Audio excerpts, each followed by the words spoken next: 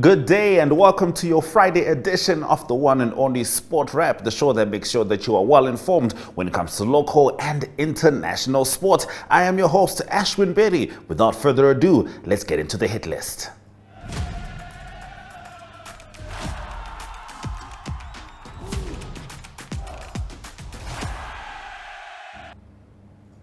Young African and Tigers coaches are eager to secure maximum points against each other in the Deb Marine Namibia Premiership when the two teams meet at the Kommersdal Stadium today at 7 p.m. The last time the two teams met, Young African FC were 2-1 winners against Tigers FC. The stage is set again for another electric match at the Kommersdal Stadium where both teams aim to secure maximum points. Tigers FC come off a 4-3 loss to Live Fighters, while Young African have been in fine form themselves. The Katutura Giants will, however, be comforted by the fact that they will be playing at home, while Young African travel all the way from Khobabis to honor the fixture. Young African are placed 9th on the league with 29 points from 21 games, while Tigers are just a place behind them with 28 points from 22 matches. African aim for the scalp, coming off the back of a draw plus 2 wins and another draw. The team from Khobabis aims to get 35 points as soon as they can. Their coach, Amali Ngaridemo, expects his side to put up a fight against the wounded Tigers.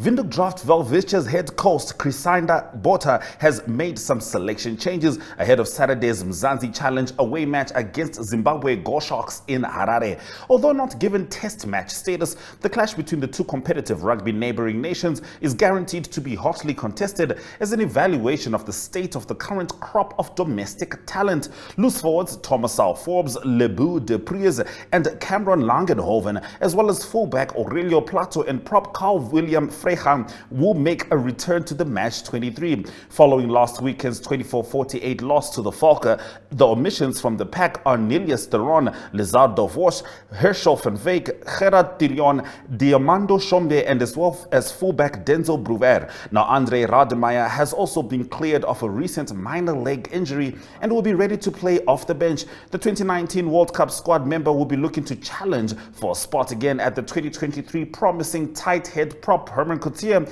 has been promoted to start for the senior Namibian amateur side for the first time. Now, Hooker Tyrion, as well as scrum half Danny van der Merwe, in his first inclusion, will be the extra 2 players in specialist positions on standby. Brave Gladiators player Anushka Kordum announced on Wednesday that she will be taking a step back from national duty, citing uncertainties relating to the payment of fees among other long-standing issues. Kordum said the reason for her departure was due to the fact that the football associations, including the Namibia Football Association, have failed her and many other players over the years. For many years, associations all over the world have failed women's football, but we have had fighters and I'm grateful for that. We have seen associations change their ways and take huge steps towards equality. Norway and the United States of America, to name a few. When we speak of equality, people always think that we speak of money, but boy are they way off, she said. A little over 8 weeks ago, I sent a detailed email to the NFA leaders in regards to issues on my heart, things I felt as a victim of many years. To make a long story short, I have represented Namibia for over 12 years. My first national team call-up was under 14 and under 16 national teams in 2010. We traveled to South Africa to compete in the Hesqua Cup, which we won, and I co-captained at age 12. Authorities are aware since then she has witnessed the unequal treatment of players, she said. Kordum did not divulge more, but pointed out that the main house, NFA, and the women's desk are aware of them. She said playing for the national team has never been about money, but says the financial aspect cannot be ignored. We take a look at the pipeline after the break.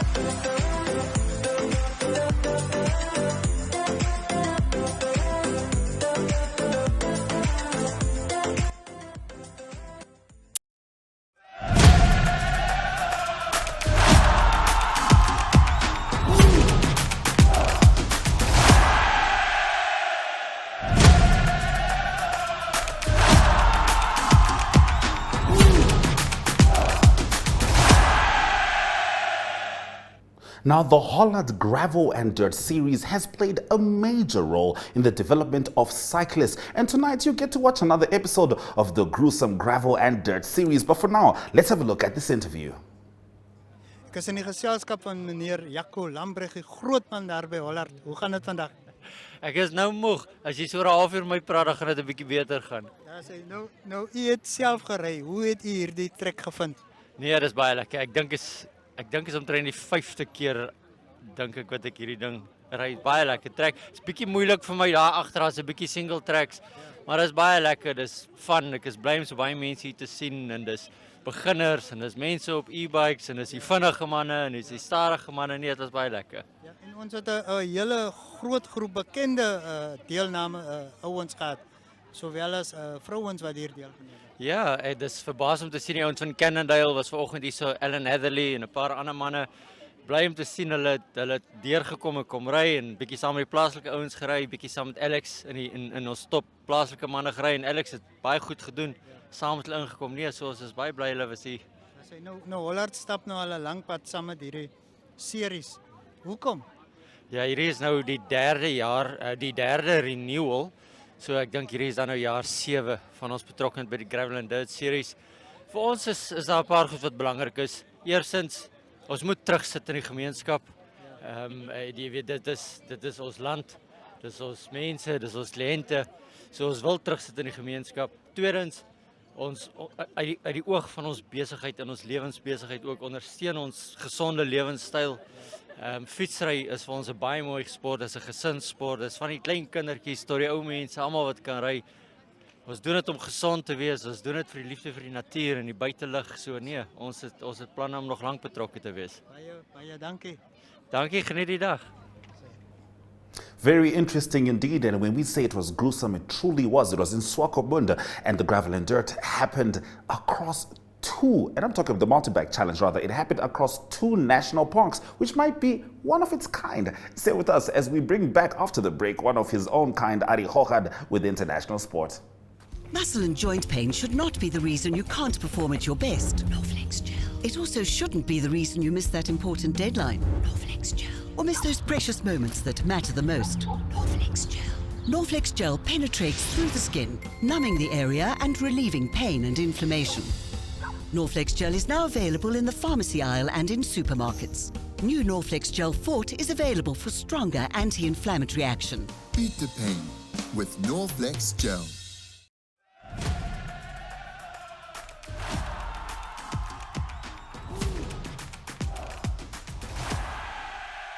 Good day everyone, time for international sports news, and starting off with soccer news first. It's news from the Europa League, that is first leg games in the quarterfinals that was played, and it is Manchester United that played at home against Seville. The game ended 2-2 draw. It was Manchester United that led half-time by 2-0, but it was Seville that came back, and so a good result for Seville. The next leg, the second leg, will be played at Seville. Manchester United now need to focus on a game on Sunday. They now play the next English Premier League game, and that's going to be on Sunday, and that is when they play Nottingham Forest, and that will be an away game for Manchester United. Also, another team from the English Premier League that played in the Europa League, and that was West Ham United, and they played away to Ghent, and it was also a draw in that game, 1-1 draw. That was again a good result for West Ham United. They now play the return leg, the second leg, at home. Now we move on to tennis news. It is the Monte Carlo Masters that's continuing, sponsored by Rolex. And big news there from the tournament is that Novak Djokovic, the number 1 seed, knocked out in the tournament in the round of 16. He lost to Lorenzo Mazzotti. He is from Italy, and the score there was 4-6, 7-5, and 6-4. And it is better for Daniel Medvedev, better in the sense that he's through to the quarterfinals. He had a tough game against Alexander Zverev. That's Daniel Medvedev, the number 3 seed. It is Zverev, the number 6 seed, and it is Medvedev that won the game by 3-6, 7-5, and 7-6. Also through to the next round is Holger Rune, and he will now play against Daniel Medvedev in the quarterfinals. Holger Rune didn't play a game in his round of 16 game. That's because he had to walk over against Matteo Berrettini of Italy, who's injured and had to withdraw. Other top seeds still through that still continue to be in the tournament is number 2 seed Stefanos Tsitsipas and number 8 seed Taylor Fritz. Continuing international sports news with golf news, and it's on the PGA, the men's PGA Tour. It's the RBC Heritage Golf Tournament that's being played, and it is Victor Hovland of Norway that continues his good form. He also had a good tournament in the Masters. He's leading. He's after the first round, 7 under, 64 was his first round. That is Victor Hovland. Bruce Harmon second at the moment on 65. World number 2, Scotty Scheffler, also a decent round, a 3 under par, 68 for him in the first round. And then surprisingly, a few South Africans also doing well, surprisingly, because it is Ernie Els, normally plays on the seniors tour, and he had a 63, 68 was his 3 under par, 68. That was in his first round, Ernie Els. And also Eric van Rooyen of South Africa, also -2, 69 in his first round. The Masters champion of a week ago, that is John Rahm of Spain. He's also playing in this tournament, but surprisingly, because normally the winners of the Masters take this week off, but he committed, he said, and he is playing. And not a great round for him in the first round. That's understandably after the Masters. Came in with a +1 score of 72. He's tied 93rd, and with a good second round can still make the cut. And to close off today's international sports news, it is cricket news from the Indian Premier League. The defending champions Gujarat Titans, close win for them in their game against the Punjab Super Kings. It was just by 6 wickets. It was by 6 wickets, but just with 1 ball remaining. It was the Punjab Super Kings batted first, 153 for the loss of 8 in their 20 overs. And then it is the Gujarat Titans. They came in with 154 for the loss of 4 wickets with 1 ball to go. And it is Supman Gill with the 67 that batted well, and also David Miller of South Africa. He scored 17 off 18 deliveries in the end. That's international sports news for today. Hope you have a great sports day and sports weekend. We talk again on Monday. Goodbye.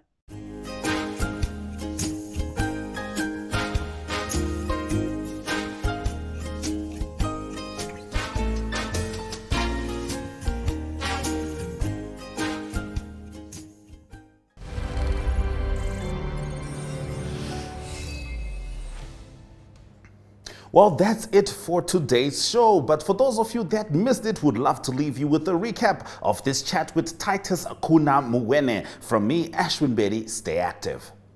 Sport Rep is joined, that is, by Master Titus Kunamene, one of the veteran and long-serving administrators of the Football Association. Well, he has done a few jobs within and across Africa. So, Mr. Kunamene, just give a brief first about how it all started and how you came by to become such an influential person in terms of organization of big events across the continent. Yeah, first and foremost, let me thank you for according me this opportunity to inform the nation, people in particular, about the kind of work that I'm particularly doing. Yeah, I'm a CAF General Coordinator, and I'm also a CAF and FIFA Facility Inspector. So with regard to CAF General Coordinator, around 2016, 2014, 2015, there was an invitation to the member association to send the names of the people who are responsible for competitions in the relevant member association. Yeah, but and then my name was given, and we attended very intensive training as general coordinators. So after that, we were assigned to do assignments. I remember my first assignment was not a very easy one, but being as it is, I managed to put it through. So, but throughout the years, I've become a senior general coordinator. So, as we speak, I've attended almost all the last CAF events. CAF events. I was in Gabon for the AFCON. in 2017, the same year, the CAF has sent me back to Gabon for the under 17 championships. After that, I did a lot of COSAFA senior as well as under 20 championships. And then in 2019, I went to Egypt as a general coordinator for the AFCON. And then the last AFCON in Cameroon, I also went as a general coordinator. I was based in Garoua. And 3 weeks ago, I came back from Cairo for the AFCON under 20 championship. Okay, throughout these events, is there any risk involved? I mean, traveling so much and just being out away from home for such a while. I mean, like, how does it feel? Yeah, at the beginning it was fun. Well, it's still fun, but nowadays it's becoming a bit too much. Having responsibility at home, in the office here. So, but at the end of the day, it's about what you are doing for the country. It's about what you are doing for the continent. So, we are doing Champions League matches, Confederations Cup matches, international participation for national teams, and so on. And on top of that, as I have said earlier, I'm also a facility inspector. So we are doing an inspection for facility in order for them to meet requirements as per CAF or FIFA requirements. But all in all, it's not easy. Yeah. I think people at times they think that no, Titus is traveling, he's having a nice time, it's good, but it's not that easy. First and foremost, it's a lot of work. As a general coordinator, the moment you arrive, let's say if you go for a Champions League match, the moment you arrive in the country where the match is taking place, you need to make sure that all the competition aspects are in place, given security, medical aspects, your facility, the hotels where the teams are staying, the hotels where the team officials and the CAF officials are staying. And then you need to coordinate with the relevant authorities on the ground. Yeah, I remember I had a match in South Africa. I think it was Sundowns between Zesco from Zambia. That time was the time when there were these riots in Pretoria. So now, just imagine now. So you have to make sure that that match is going to take place in a secure environment. So you have to make sure that you're involved with the South African police, the army, even the community. You need to go and sensitize. You need to be down on the ground. You need to be down on the ground, especially on that match. Every day we used to go out around 4:30, 5 o'clock in the morning, and then we assess the situation on the ground for about 3 days. But at the end of the day, we ended up having a secured match. Yes. So those are the kind of things that you are going through. And on top of that, every day after the day, you need to send a report to CAF, informing the head office on what is happening on the ground. So it's not that you just go and have fun. No, and I think let's say something is to happen and you didn't pay attention to the details. I'm sure you are going to be blamed, or you will probably even blame yourself for anything. That's why I think you mentioned the terms of it's not easy at all. Yeah, you see, as a general coordinator, you need to concentrate on the finest details. So you need to make sure that everything is in place until to the finest detail. So, and that's why you undergo this intensive training, but also you as a person, you need to make sure that you acquaint yourself with all, especially you need to know the regulations of whatever competition what you are doing, and also the most important thing is also your man management, how you can manage people. I mean, you know, people, you go to countries with people with different way of doing things. There are different cultures, there are different, everything is not how you do it. So what you need to do, you need to make sure that apart from the fact that there are regulations that regulate you, you need to make sure that you adapt to what the people are doing on the ground. And then you combine that with the regulation that needs to be followed. Okay. As having so much experience and expertise, especially with countries outside Namibia, how do you manage to bring those expertise back here in the country? Is there some sort of way that you do that, in terms of also making sure that Namibia, where you come from, people are able to understand some of these rules and standards? Yeah. Currently, I'm not really involved in the domestic leagues, in the domestic competitions. I don't know what is the reason, but in most of the international matches, unfortunately, we are not playing home. I'm responsible to make sure that all the arrangements and the aspects are in place. But all in all, I'm here and I'm available. I'm here to serve the country in all aspects.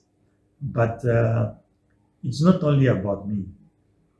It's about also the empowering of other people. Currently, we have Helvi Eliakim. She's also a general coordinator.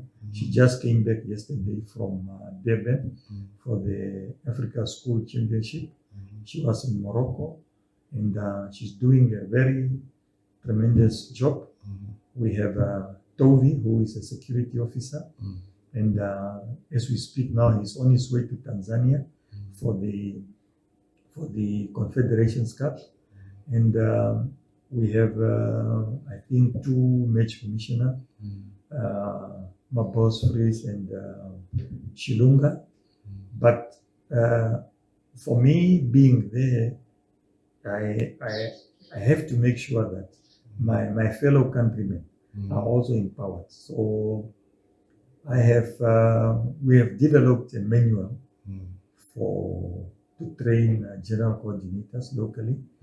Hopefully by the end of end of May, June, it will be finalized. It need to be approved by whoever is in charge of football, and then we start. Because at the end of the day, charity has to start at home. We need to make sure that people at home are empowered, and when CAF or FIFA is looking for people to go globally and to work exactly the kind of work, we will have at least a pool to select from. Yes. Because like you said, people don't last forever, and sometimes you need to pave a way for predecessors and all that in terms exactly. of continuation. And also on the COSAFA, on the COSAFA level, we are doing a very good job. We have a pool of general coordinators that are really young people that are really coming up, and they are doing a very good job. We have Joshua Mip from South Africa. We have Putso, South Africa. Putso, she's a lady, she was in Morocco. She has done so far, I think, 2 or 3 final competitions. Zaka from Malawi, Gaylord from Zimbabwe, Majindu, and there are also a third group that currently is doing work as interns, and we want to bring up these people so that at least when some of us are not around Mm-hmm. anymore, because we are not here to last, Mm. then we know exactly that how that department is taken care of. Okay.